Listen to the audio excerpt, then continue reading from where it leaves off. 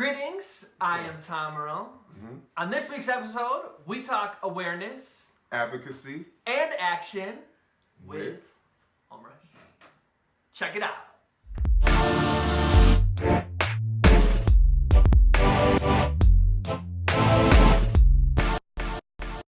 Greetings, I am Tom Merle. This is my year of grace. We know you could be anywhere, so the fact that you are here today sharing your greatest gifts, your time and your energy means the world to me. I hope you know that just where you are appreciated and you are loved. As you may see, experience, hear, feel, intuition tells you, I am not alone. I have an amazing guest. He goes by the name of Umar Hakim. How's it going today?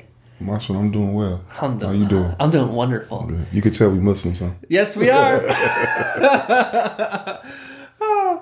So, if you're in LA, you're in the nonprofit, the leadership, the people trying to make a difference, then you already know who Umar Hakim is. But since we have an international audience, some of y'all might not know, so you're about to. You mind if I read the bio for the good folks out there? Yeah, go ahead. Let's do this. Let's do this. A native of the city of Compton, Umar Hakim serves as the executive director of ILM, which stands for Intellect, Love, Mercy Foundation. He earned a business management degree from the University of Phoenix and a master's degree in ethical leadership from Claremont Lincoln. Umar draws on the key principle of facilitative leadership to coordinate ILM's programming, which includes Humanitarian Day, Go Beyond the G.A.M.E, and Community Accountability Labs. He is an active alum with the American Muslim Civic Leadership Institute and contributes to civic social organizations including New Ground, a Muslim-Jewish Partnership for Change, California LA Voice Pico Network, and is an active community organizer in the city of LA.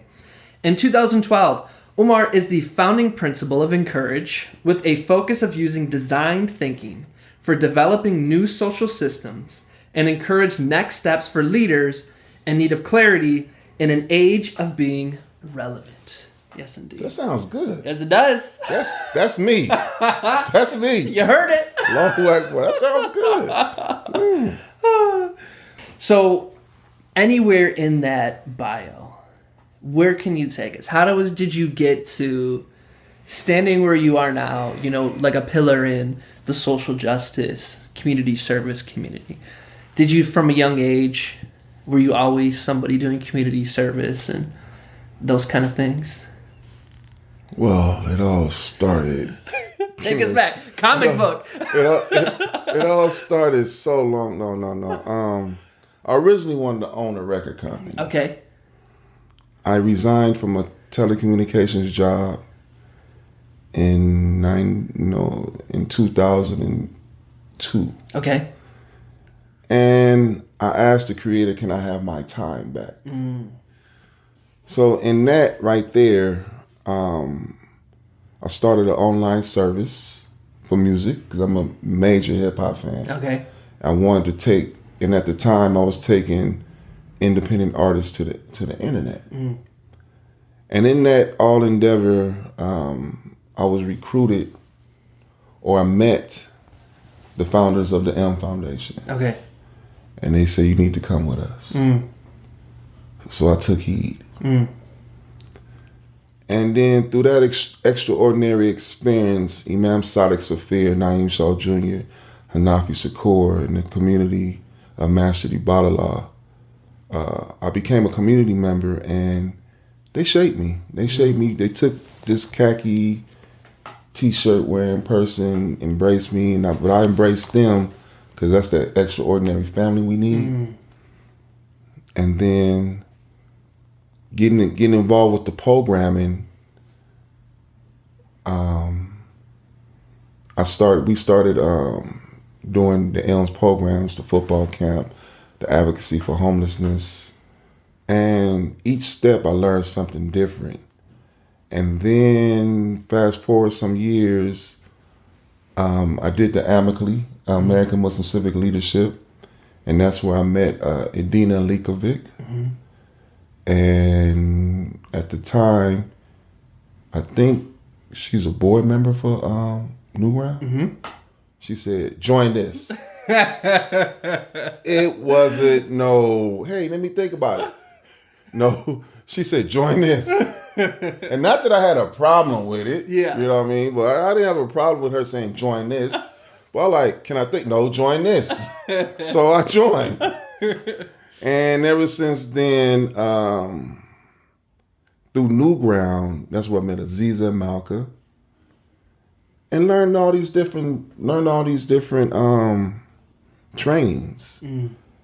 But the one thing that the first cohort taught me is to always have a vision, so you know where you're going. So when I joined New Ground, I knew I basically wanted to continue my initial vision, and I added New Ground to it, and everything's just worked out. But you know, it's staying consistent with the work. You know, as what they call us leaders. It's just staying consistent with the work and delivering. Don't step into the game and you say you could do something and you can't do it. So you have to deliver. That builds the trust. That builds the opportunities. And, you know, and for the men out there, 90% of my network are women. So you have to basically, you shouldn't have a problem if you find yourself taking instructions from women. You shouldn't have a problem with it. But it works out. It works out because they build trust with you, and I've just, you know, we count on one another, and we just move forward. But it's just been a good experience. It's been a good experience. What are you pondering? It's just, I mean, man, it's like, we going on, I'm going to say, since time moves so fast, we're going on 2020, you know what I mean? And we just hit 2019. This is, man, 2002, I resigned from a cable job. I was climbing telephone poles. And now I'm just enjoying what I do. Interesting. You know, I never connected that what's coming next is 2020. Because you have to in this game you have to think ahead. Yeah. You know what I'm saying? You got like 1.0, 2.0, 3.0. Man, in your mind you got to always think about the next point, whatever it's going to be. You know what I'm saying? So you can stay relevant and stay ahead of what you're doing, and don't become irrelevant. You know, you gotta always see the trend and the learning curves. Well, I saw in your mission statement for INKERIJ, that was one of the last lines in there. Relevant. Relevant. Real. You have to be real, righteous, and relevant. Because we living in an age where it's a transition from the 20th century into 21st century living. You can't step into this new age thinking with the same mindset of the 20th century. You know what I'm saying? We didn't have PayPal. We just got PayPal. We about to start using Bitcoins even more. So you have to develop yourself with new tools and new understanding and be ready for this change because, you know, as I said before, the old nonprofit model to me is dead. Meaning, you know, you have to branch out and learn new tools and gain new tools to survive. You know what I'm saying? So, yeah. What are some of the things nonprofits need to let go of and embrace to remain relevant? Nonprofits got to learn how to make their own money. You know what I'm saying? Because everybody fighting over the same donors or marketing to the same donors. And the donors at this point, it could be some places could be donor fatigue. You know what I'm saying? So you have to redevelop yourself and reinvent yourself to say, hey, how can I socially entrepreneur this game and create a stream of sustainability for the organization that we make our own money. So when we show the donors, they can see us as an investment, a profitable investment. And so the term for that is social entrepreneurship? Social entrepreneurship, social impact investing. It's known by many names, you know what I'm saying? But social entrepreneurship where because now a nonprofit has the right to turn a profit. To whereas before, the idea of it was strictly as a nonprofit situation, meaning you don't make no cash. But now you could practice a social mission as a profit-making company. Like Homeboy Industries. Like Homeboy Industries, like Patagonia. If you really want to learn about it, you could go to, man, I'm bad with names. So it's Ashoka. Okay. You can learn more about social entrepreneurship there, but I learned about social entrepreneurship in my master's program. Okay. And Claremont? In Claremont. And it was heavy. It was real heavy with social entrepreneurship and ethical leadership, and I felt it. It opened my third eye to where I could see more of the game and where it's going. What's ethical leadership? Just doing the right thing at the right moment for the right reasons. But how do you gauge what that is? We got people doing all kinds of crazy things, thinking they're doing the right thing. Well, then it's not ethical. It's not ethical. You know, ethical is like it's two sides to it.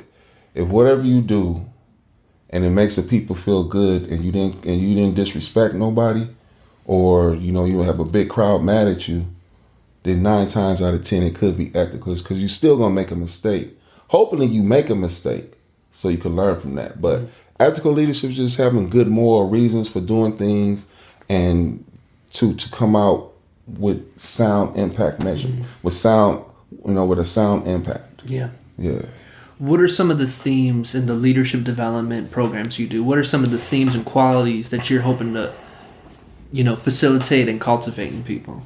With the M Foundation, birthing INKERIJ, I'm looking to bringing people up to par, building their personal capacity. Because our mission for the Intellect, Love, and Mercy Foundation is teaching life skills to replace social ills. So that's bringing you up to a par, because the narrative of my community, we've always seemed to be gentrified in the process because we weren't ready. We don't want to go out there like that no more. Now we want to be ready so we could take advantage of all these, companies and people moving back into our neighborhoods. We no longer want to have to move because we can't afford the rent. Yeah. We no longer want to move because we didn't buy our building of business, so now we got to relocate, and so we don't. So right now it's about teaching new life skills to replace social ills, so we could counteract apathy and self-helplessness. How do you do that? Me personally, I'm a fan of the process of design thinking for new social systems.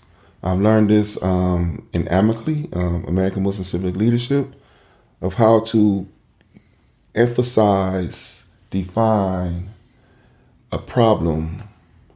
Design thinking is tools to use to solve complex problems. So you involve the end user in your process of designing for them. So when it reaches them, they say, this is what I always wanted. So I tend to look at things from an ambiguous point. Even if I've seen it and not think I know it, I act like I don't know anything, so I can learn what's new from whoever I interview, and the observation and the emphasizing in the game, so we could define it and then ideate the problem all over the place, come up with all these different solutions or ideas or protocols, and then we build a prototype to see if that works, and if it works, you test it. So you also do facilitation. I've seen that in what you do in ILM with New Ground. A lot of that stuff's built upon facilitation. Even design thinking sounds like, rather than me telling you, I'm asking questions to learn how I can design something that'll actually serve what you already wanted. What is facilitation to you? Reciprocity. What you put into the game, you want back. It's basically reciprocity, because when you facilitate someone, the word, this came out in the play of words. Back in the day, people say, I manage this group. Well, if you're a manager, then you could be a micromanager and you always own people, like, do this, do that, do that. Yeah. But no, you want to facilitate a process to whereas you want to allow people to think on their own. You want to motivate them. You want to give them directions. You want to give them clear directions. But at the end of the day, you want to coach them. So when you facilitate, you basically coaching instead of being a manager, and you kind of being an example of your teachings, but you give them the framework and let them run with it. A lot of people get introduced to facilitation, but not many embrace it in the way you have. What was within you that embraced you to walk this path where you're going to the point of you've even got your master's in doing this? You're constantly learning how to become a better and more empowering facilitator. What do you think was within you where it resonated so deeply? First, I'm thankful to our Creator. I mean, for guiding me on this path to put me around great people, good people. I'm thankful for the Prophet Muhammad, because when you internalize his life, may peace and blessings be upon him, when you internalize his life, you can see facilitative leadership in his. He wasn't a micromanager prophet, you know what I'm saying? Not that any of them were, but he basically, you can learn a lot from his sunnah, his practice.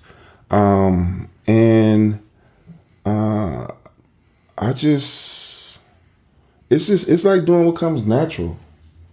Don't think too hard. Keep it simple.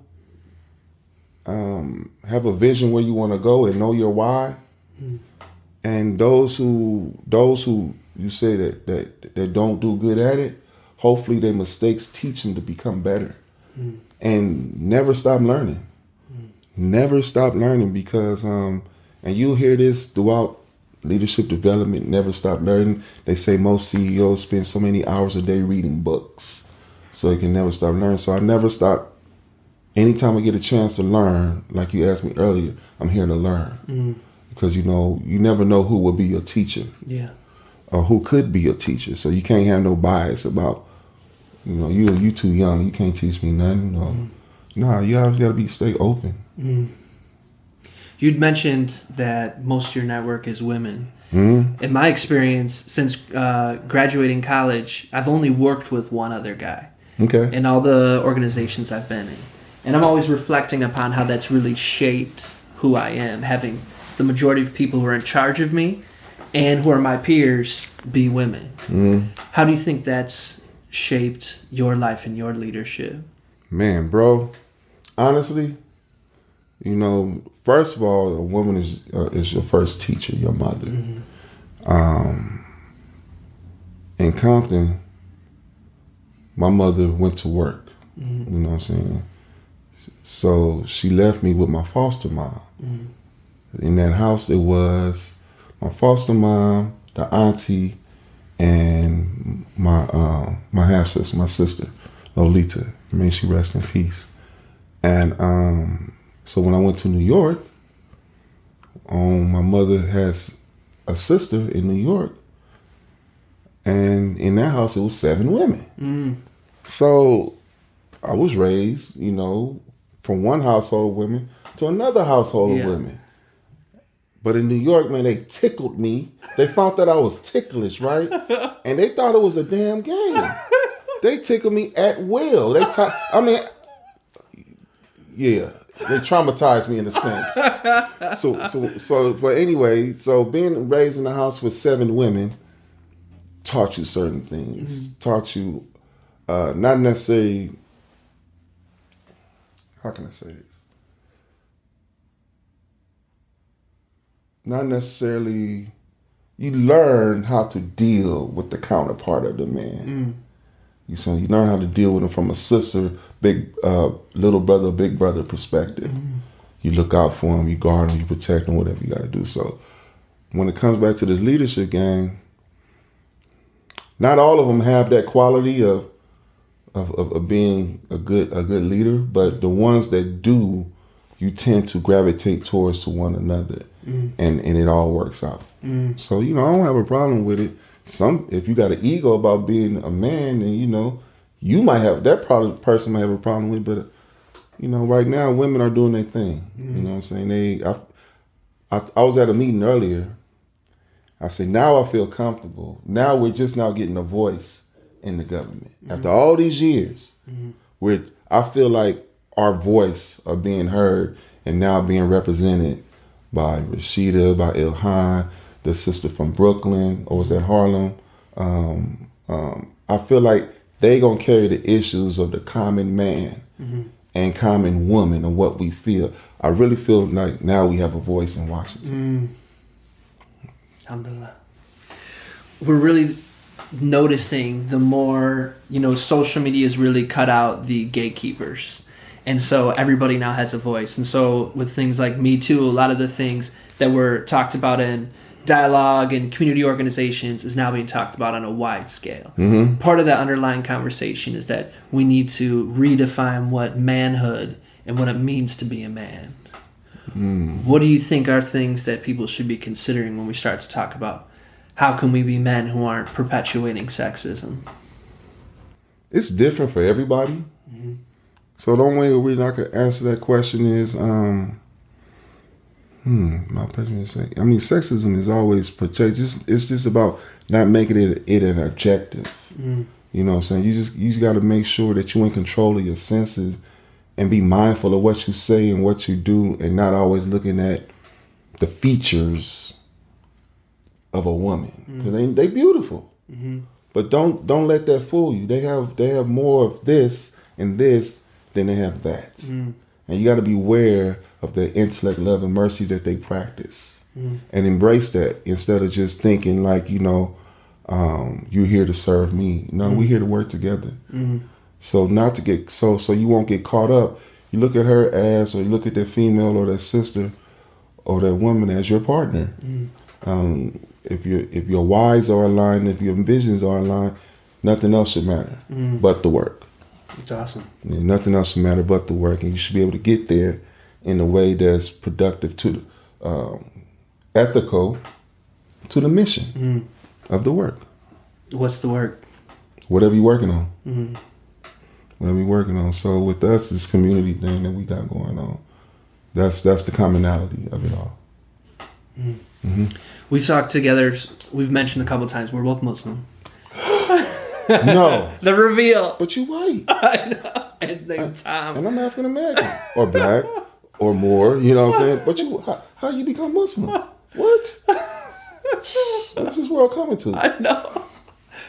I'm just playing. The cultural jihad. I got another word, but it's okay for you to say it. If I say it,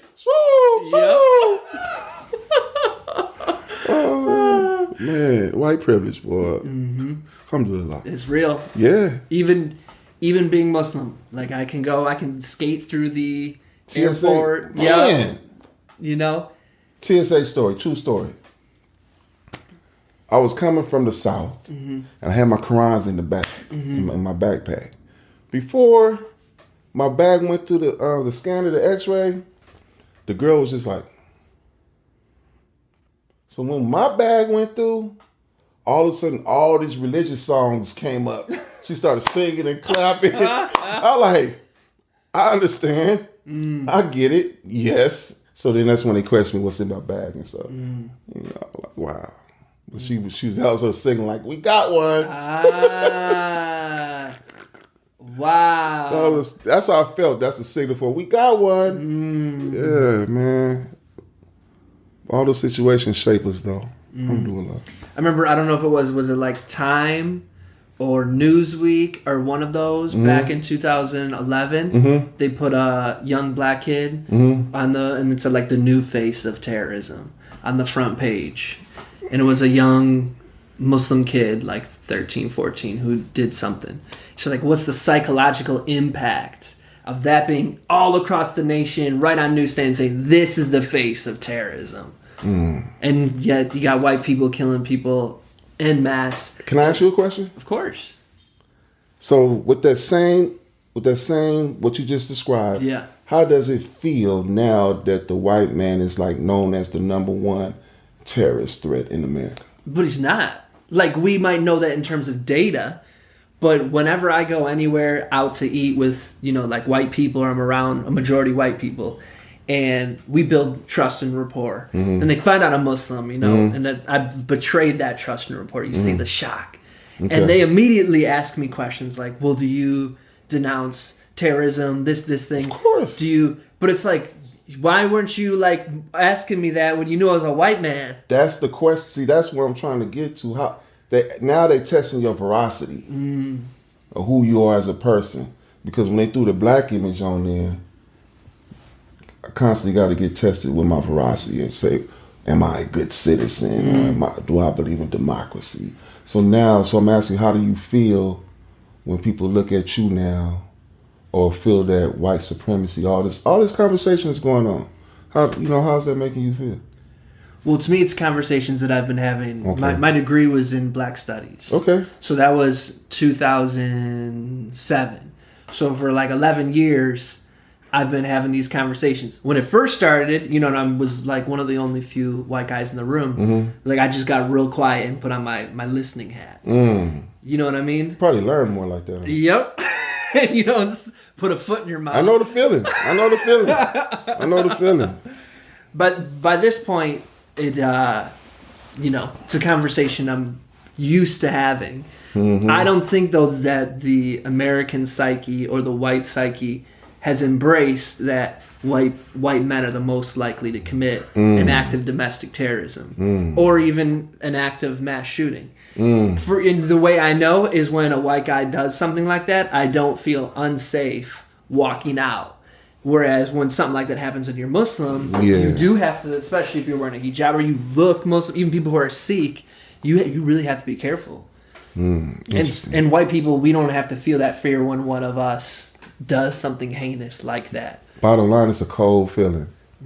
It's a cold feeling that you carry within yourself, and you have to learn how to turn that around, convert that into awareness, advocacy, and action to do good. You feel me? Yeah. So even though that the world want to label us with this false notion or stereotype, I know in my heart that Allah is my Lord, and He has instructed me with 5 pillars to perform good on His earth.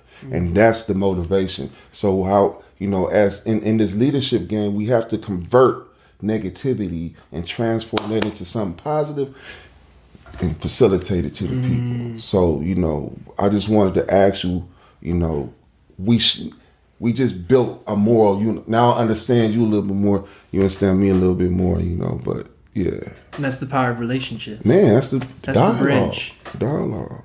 One thing that I've learned early in the work that we do is if you don't have some sort of optimism, it'll destroy you. At least for me. Like you can quickly, if you feel like people don't change, it's not going to get better. Showing up for work, it's harder and harder when week after week you're in front of people who are like, I don't think there's anything wrong. Or, this kind of bigotry you're talking about doesn't exist. Like you can lose hope.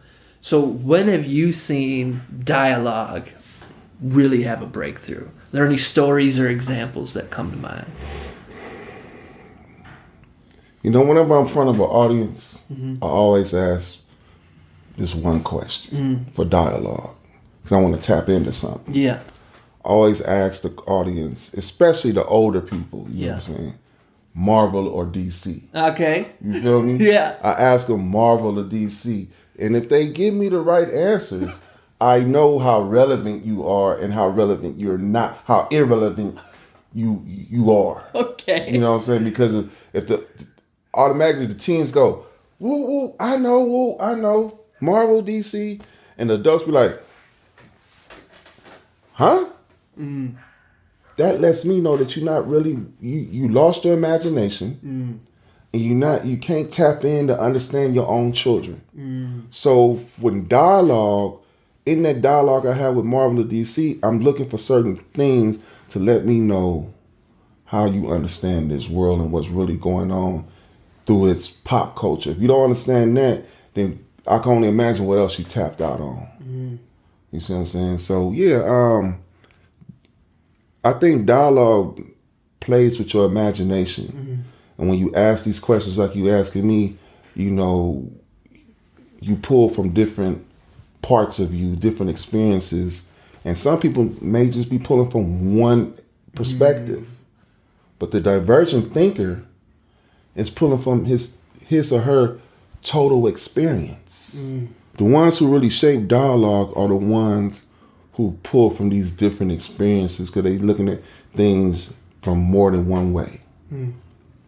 Yeah, so to me, the dialogue requires you to tap into your imagination so you could imagine what it's like or have empathy for the question that's being asked. And don't take it personally.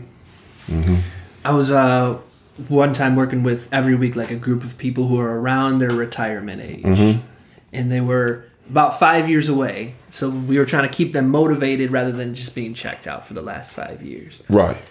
And I used to ask them, what do you think are like your top 3 to 5 values that influence the decisions you make in life? And we talk about it, and then at the end they'd be like, this was so helpful. And I'd say, how many people here have thought about what values drive your life? Like, how many people have thought about that in the last year? No hands. 5 years, 10 years. How many people have never thought about that? The majority of the people's hands go up.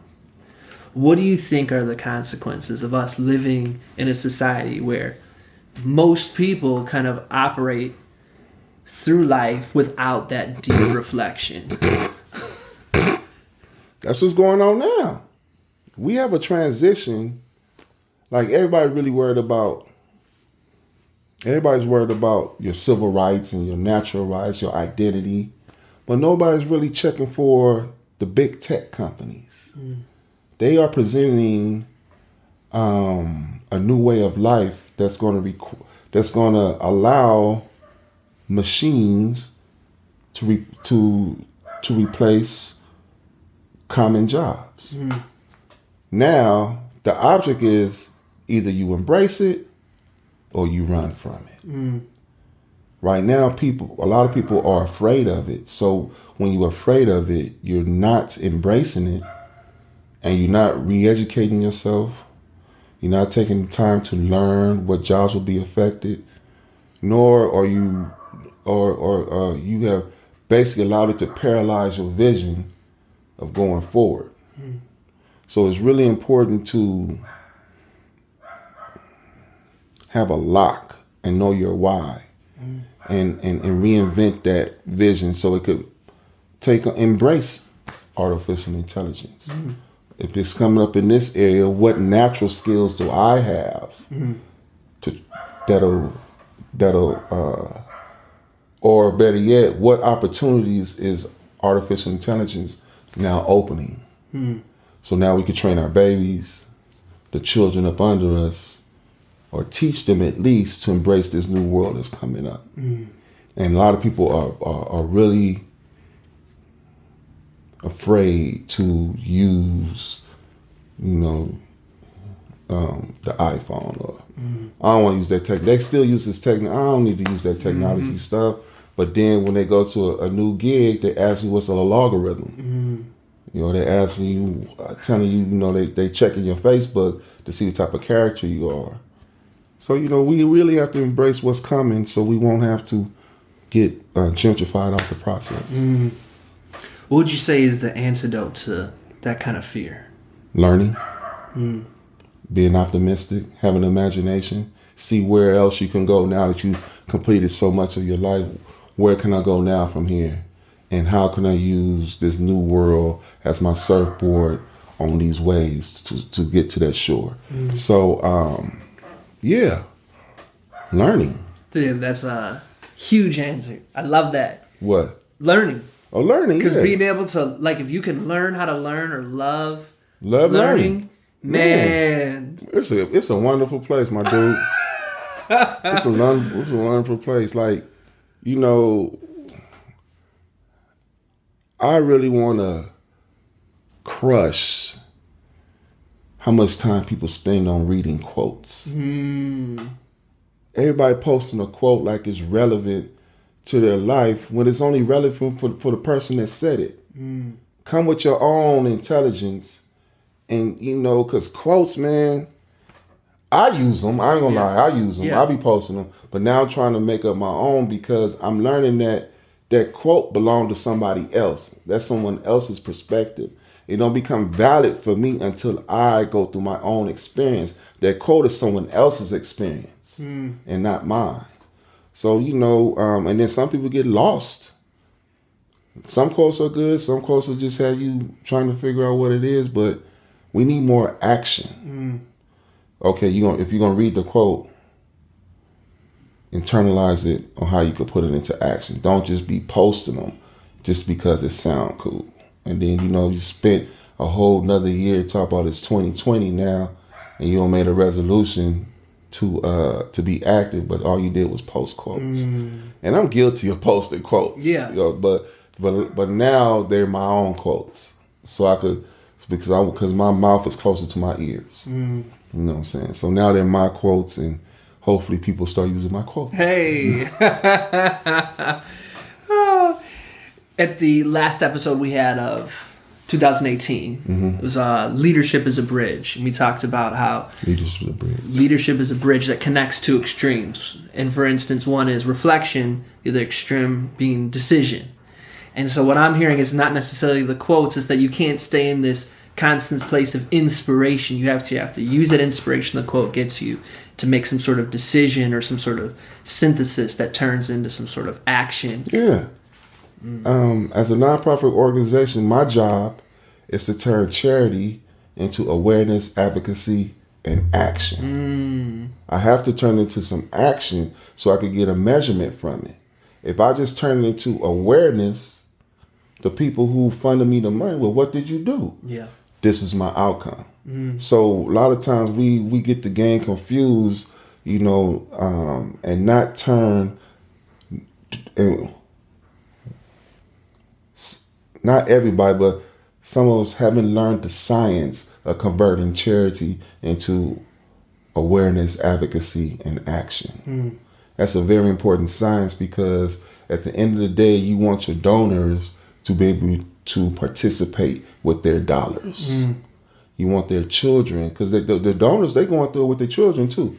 Because a lot of time they give so their children can have a way.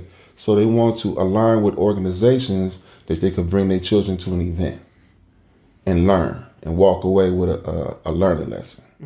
So we have to learn how to convert charity into awareness, advocacy, and action. One of the biggest actions that happens in LA every year is Humanitarian Day. Can you tell us a little bit about that? Humanitarian Day is a direct service project that was that's mounted in the month of Ramadan. Is where we provide direct services for those suffering homelessness or in transition, and we provide medical, health care for those. Imagine a day with having Medicare. So it's a day of having health insurance, and you come through one of our lines because we occupy maybe 6 cities during a weekend in Ramadan, and you come through one of our lines and you're greeted by a community member or community members from the Muslim community, from the Jewish community, from the Buddhist community. It's an umbrella, it's an interfaith action. And you're catered to boutiques, different booths that have brand new clothing, items that you need for the day, hygiene kits, dental. We have a live dentist office out there where you could, if you got a because a lot of times, if you have a cavity or basically a hole in your mouth, that could be the cause of driving your blood pressure up because air is getting in. So a lot of people come through and get the tooth extracted so it could close that open vent. Or, we have HIV screening, flu shots. The Umar Clinic provide the diabetes, the eye care, and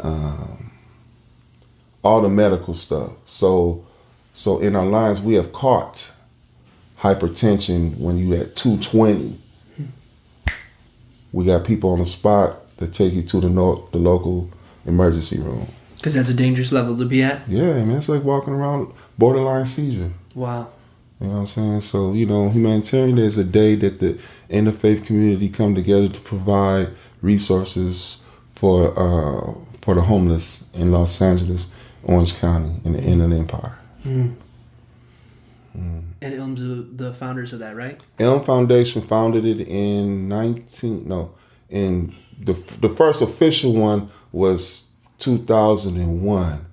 And that's when Imam Sadiq said, that's right after post 9/11. He said, we don't need to say anything. We need to do something. We need to convert our faith into action.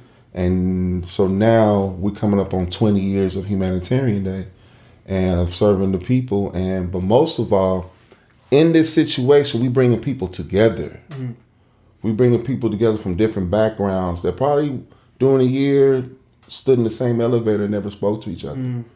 But in this situation, you now standing on skid row ground, serving the people together. So there's a lot of leadership development training in this. I could honestly say that the M Foundation has trained a lot of direct service organizations in Southern California on how to engage the homeless. And we've counseled and mentored a lot of groups that came through our lives. They saw our model and used it. So last year, we birthed a new model. So you got to go to humanitarian.com to get that model, because homelessness in Los Angeles and Orange County is changing.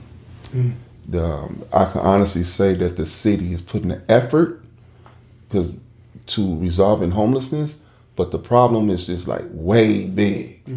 So it's like more than just the city have to play a role in this. And that's what we do. We want to play our role in helping resolve this issue. So we came up with a new model on how to serve homelessness, because there was a few communities that didn't want you to serve in the homeless in their communities. So we came up with a model around that. It's awesome. So we'll have all of the links mentioned, including that one in the show notes, tomworld.com/Umar, but we'll plug that towards the end. Talk to us then about INKERIJ. Oh, INKERIJ. Yes. If you're listening to the podcast, you don't get to see this awesome sweatshirt that Umar's wearing. INKERIJ, designed since 1970. So it's the company that you founded, correct? INKERIJ is the company I founded. I joined another fellowship. It was an international fellowship, and they took us to Cambridge University, but we had to present a social entrepreneurial project. So I'm battled. Like, I can't take my old stuff. I can't take my old ideas. So I started reflecting on who I am as a person and what do I do. And a lot of people the word INKERIJ always came back. So I said, okay, INKERIJ. So I looked the word up in the dictionary. What struck me was not the way it's spelled in English, but the pronunciation key is what struck me. INKERIJ, and I was like, "That's dope." That's another way of looking at the word INKERIJ. Yeah. So first, the first thing you do in the intellectual search is go to GoDaddy or whatever for the domain name. 2 of them was available. So I grabbed the 2 that was available. Nice. So now I called my attorney. I was like, hey, I'm going to trademark this. We did the search. Boom, got the trademark. You feel me? Yeah. So I own the word INKERIJ. Hey. And so then I matched the skills of my of my leadership and of my work. So design thinking is a major part of what I do, and it's becoming a major part of who I am. So with INKERIJ, I want to be able to help communities, civic leadership, and business with this, to resolve complex problems, to build new social systems. And I want to we want to do this by exploring what's out there and bringing solutions to complex problems. That's awesome. And we just don't want to take the boring approach, you know what I'm saying? We also wanted to have a social media side to it. So that's what I'm striving for, you know what I'm saying, without giving away too much. But I want INKERIJ to be, I really don't know what it is just yet. I'm gonna build as I go along. Hey, that's the way to do it. I don't want to sit down and be like, it has to be this, it has to be that before I even launch. No, I'm just gonna launch. That's awesome. I'm just gonna launch and just and get some t-shirts, sell the t. I've been selling the t-shirts.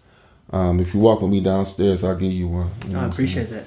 And you and your wonderful wife. Hey. And stop shaming me.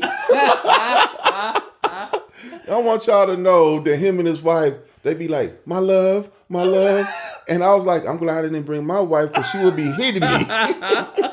But it's so adorable, and it's a great way of, that should be in a book or taught. Cause I like it. So you don't have me going home, my love. And she gonna look at me and Might smack. What? Where you been? Nah, but yeah.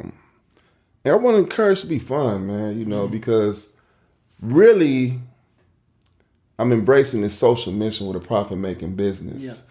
Because a lot of us community organizers, we don't have a 401k. So I'm about to create my Mission Impossible team and get us a 401k. There you go.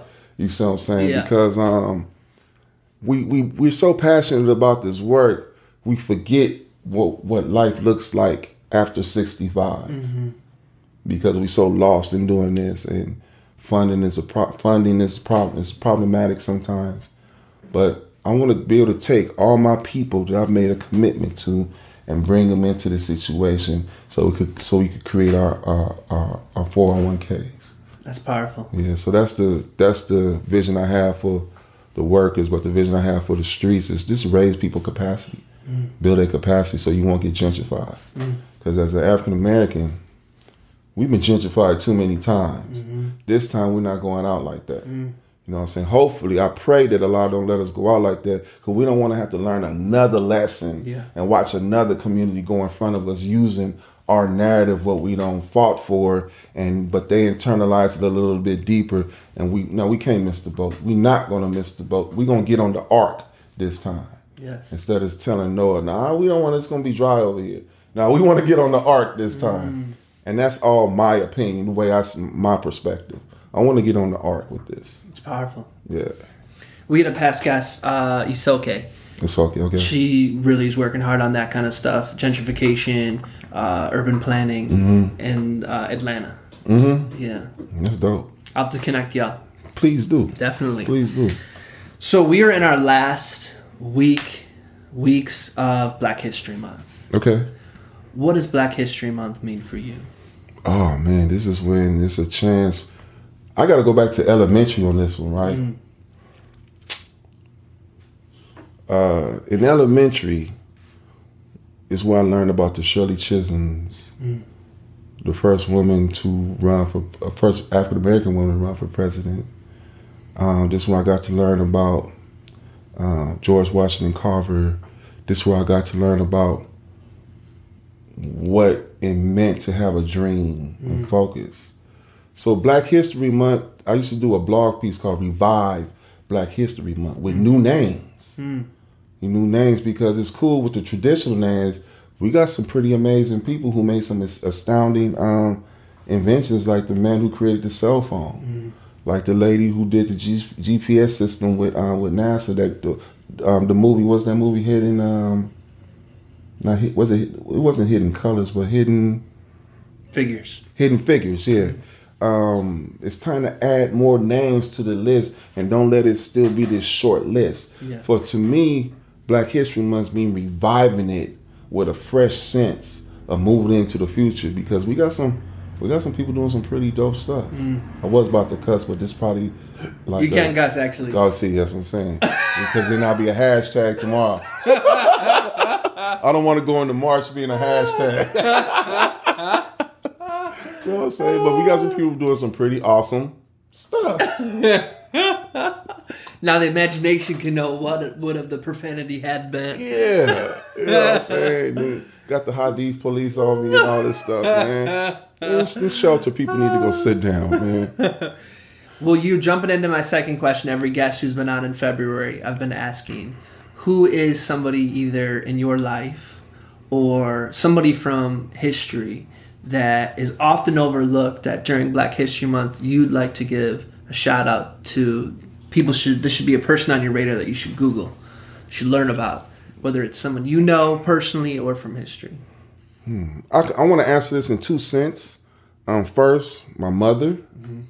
Here's a woman that came from South America in 1964, 65, and was encountered racism from our own people.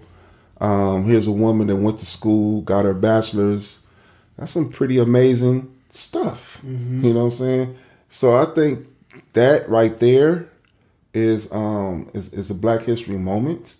But as far as answering in the broader context, I have a few names, And please, if any of my people hear this, if I left your name out, don't knock me, but I got you at heart.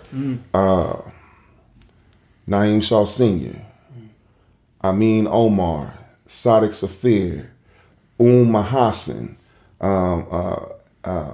Imam Kareem Hassan. It's a long list of people who have walked and who have built the narrative of the African American Muslim narrative in America. You know, these men and women should be recognized, because they was Muslim at a time when it wasn't cool. You know what I'm saying? They've dealt with LAPD in the shootout that they had on Broadway. They dealt with Muslims being getting killed. You know what I'm saying, for just saying I believe in one God. They've dealt with creating their own schools and economies just to have them burnt down or turned around. So all the men and women who have put in this sacrificed their life and put in this work, so you and I can not just be Muslim, but be a human on the block without, because to me, it's cool to be Muslim. I love it, you know what I'm saying? But that long list of names, Majun, you got the Yusuf Muhammad's, you got the Mahanids. You have a lot of people, man, that has done a lot of stuff in the community.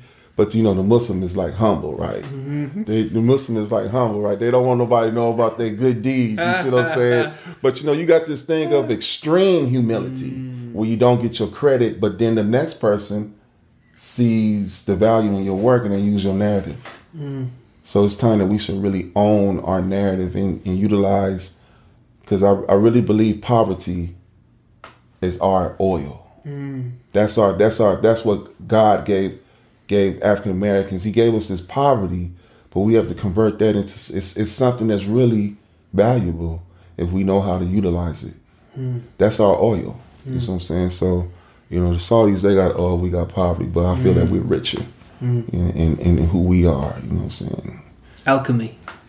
The gift of alchemy, turning, your whole southern culinary skills come from them days on the farm. You feel me? So we learned how to turn lemons into lemonade, and we still doing it. But it's such of a bomb narrative, a good narrative, that it's enough to share with others, and so we could rightfully take our place at the table and have a voice at the global situation. Without getting political, you know what I'm saying? Without getting political. Everything is tied to identity. And now that the African American is really embracing their identity, we're finding ourselves in the middle of world history. And our identity, once we claim our narrative and our identity, and then, and everything that comes with it, it could solve a lot of world problems, I believe. You know what I'm saying? Because you have a lot of issues going on in the world that's all behind identity. You see what I'm saying? Who was the first to do this? Who was the last to do this? Or who was doing it? And when you get back into do that research, you're going to find yourself right smack in the middle of who was doing it. How did Islam get to Germany? Or how did Islam get to the Scandinavian countries? Or how did Islam get to America before Columbus? You see what I'm saying? So once you dig into that whole thing, we're going to find ourselves as, predating the Magna Carta. You feel me? So, Ivan Van Sertima. Huh? Ivan Van Sertima wrote 2 good books on that Golden Age of the Moors. Yeah. That came before Columbus. Yeah, I know who I am. You know what I'm saying? Now that we're waking up knowing who we are, it's not that we want to take back everything, just want what you owe us. That's it, no more, no less. If you owe me $1, give me my dollar. If you owe me some respect, give me my respect.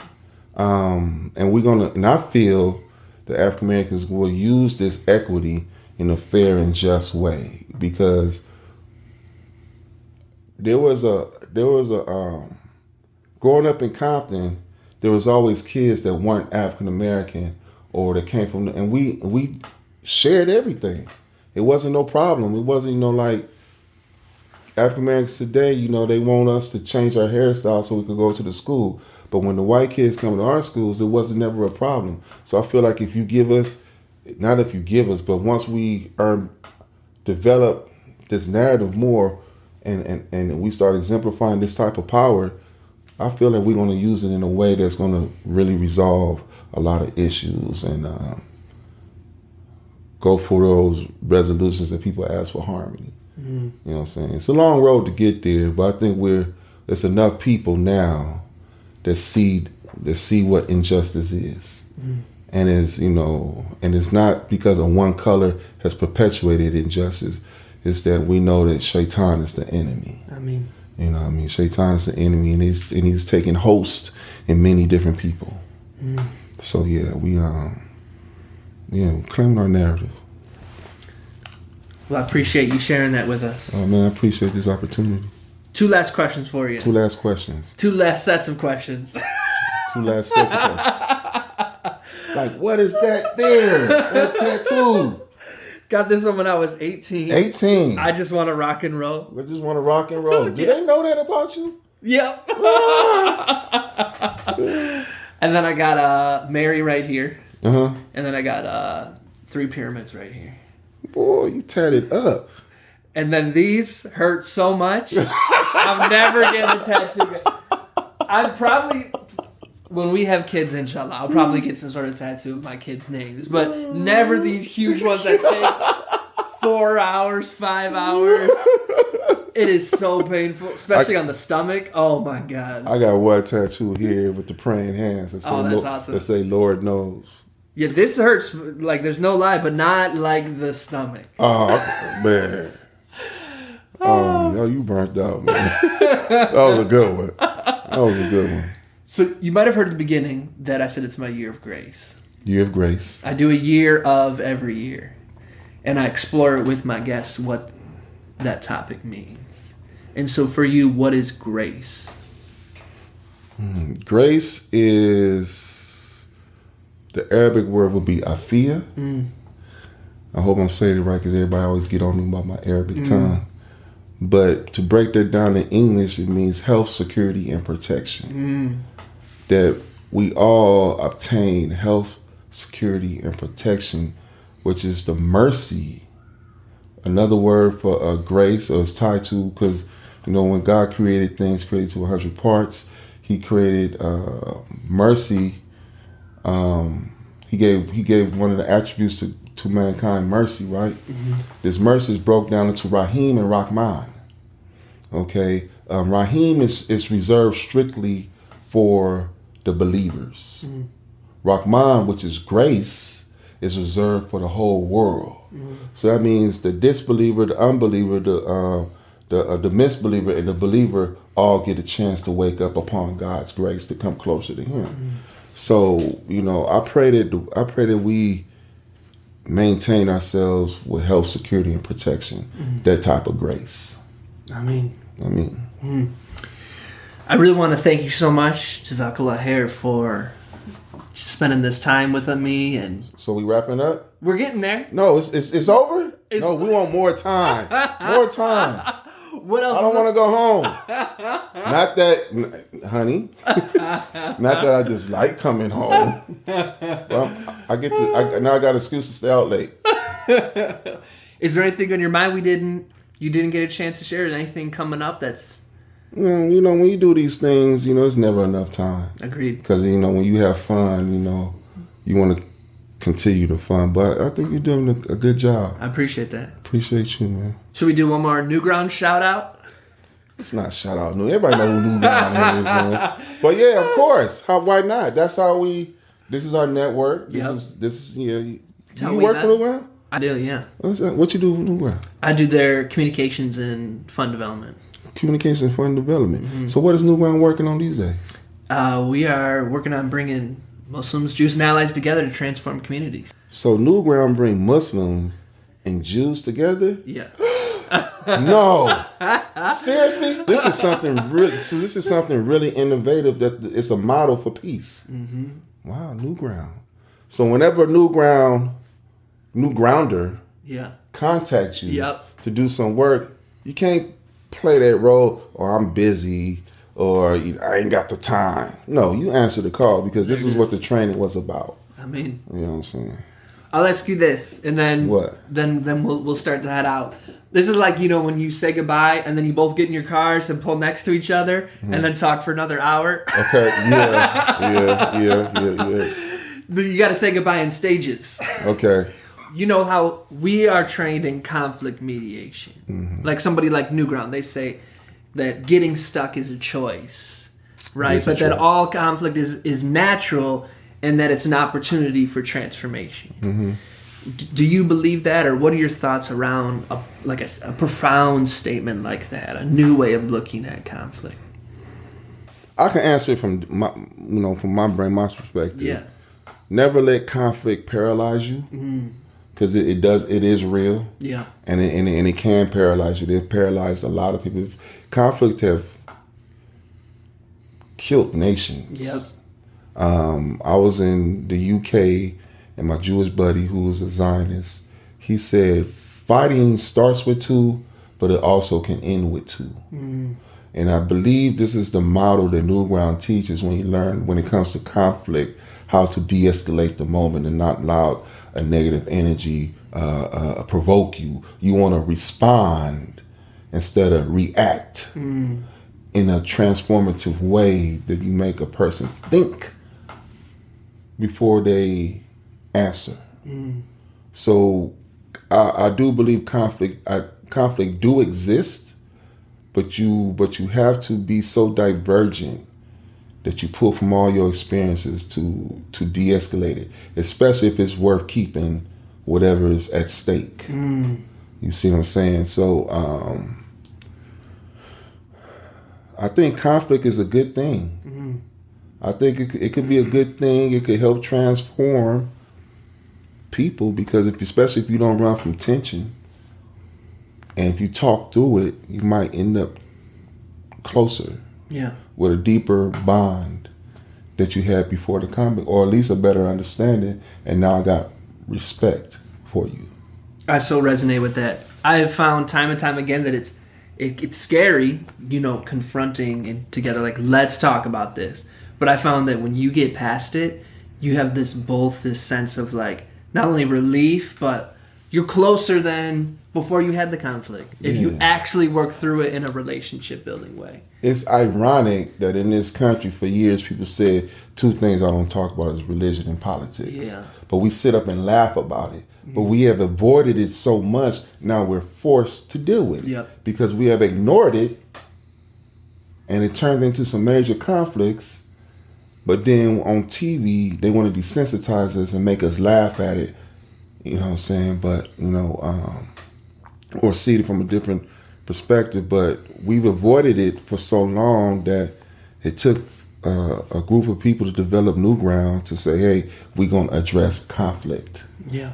And learn how to de-escalate, teach de-escalation strategies. And for Umar and Tom to do a whole podcast on this relationship of conflict. You know what I'm saying? Because the first thing I did when he made me pray. You know what I'm saying? He cleared the room, and we did our Maghrib Salat. But don't run from conflict. Yeah. Especially if it's worth keeping what's at stake. You know what I'm saying? That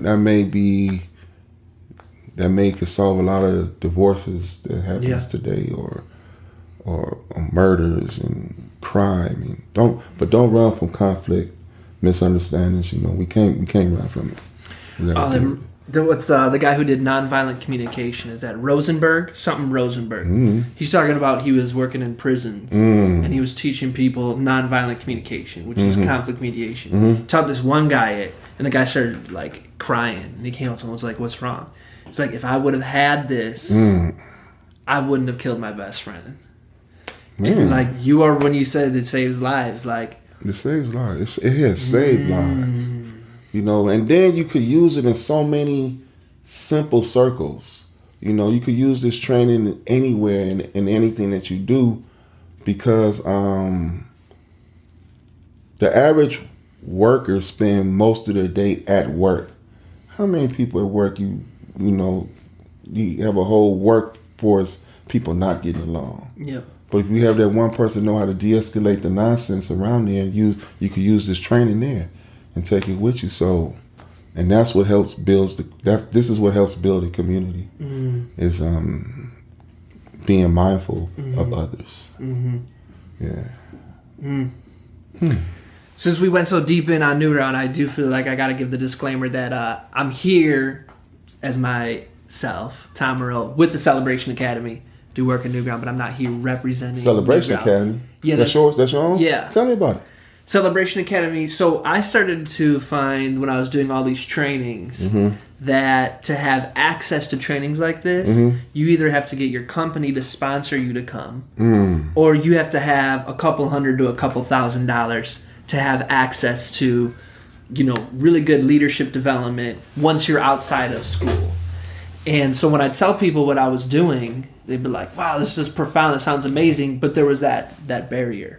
So I wanted to create an online school where we have lots of free stuff. And the stuff we have that's paid are, for instance, access to our school. You can get every single course we have for $10 a month. So Celebration Academy is online? Yeah, it's an online leadership and business development academy. You put the URL up there for the people? Of course. I mean, this is called the Celebration. Wow. It's an arm of it. Okay. So people... Wow. Celebration Academy. Yeah. And people don't like to celebrate no more. They just like to party. Yep. You know what I'm saying? Celebration is more of a leadership thing. I know. A celebration, yeah. I could come up with a lot of stuff if I think about the word celebration, but people like to party too much. Celebrate a little bit. Exactly. Well, if folks want to continue the conversation and let you know how awesome you are, where can they get at you? Pretty soon. Okay. INKERIJ.net. Okay. Or you can follow me on Instagram. Okay. At INKERIJ the People. Okay. And that will be INKERIJ the PPL. Okay. INKERIJ the People. So for all those folks on the go, driving, working, you don't have time to write things down, TomMorrell.com/Umar, TomMorrell.com/UMAR 3 times, TomMorrell.com/Umar. We're going to find all of these rolled that links. off pretty good. What'd you say? You rolled that off pretty good. I have had lots of practice. Man, I'm about to start practicing. I saw, how they got those Facebook memories? I saw that when it came up in January, that I think it was January 8th, 2016, that was my year of expression, where I put out a video, boom, that day I said, every week I'm going to put out an episode. Haven't missed one since. So I've had you got almost 2 years of content. I think that's January 3 years of content. 2016. That's dope. So, yep. Congratulations. I've gotten good at saying it 3 times in a row. Or you can find me on Facebook, Umar Hakim. I got the Spider-Man profile. There we go. Yeah. This has been a lot of fun. Always. We got to hang out more. Got to do it, man. Yeah. We got a lot in common. And we'll bring you back for when you really got that INKERIJ kicking. Yes, sir. We'll bring you back. Sir. I'm doing the website now. So it's like a Seinfeld, I know it's cool, but I don't know exactly. It's ad-libbing all the way through. That's how I do so much of my creativity. Ad-libbing all the way through, because in this industry or in this world period, you got so many people.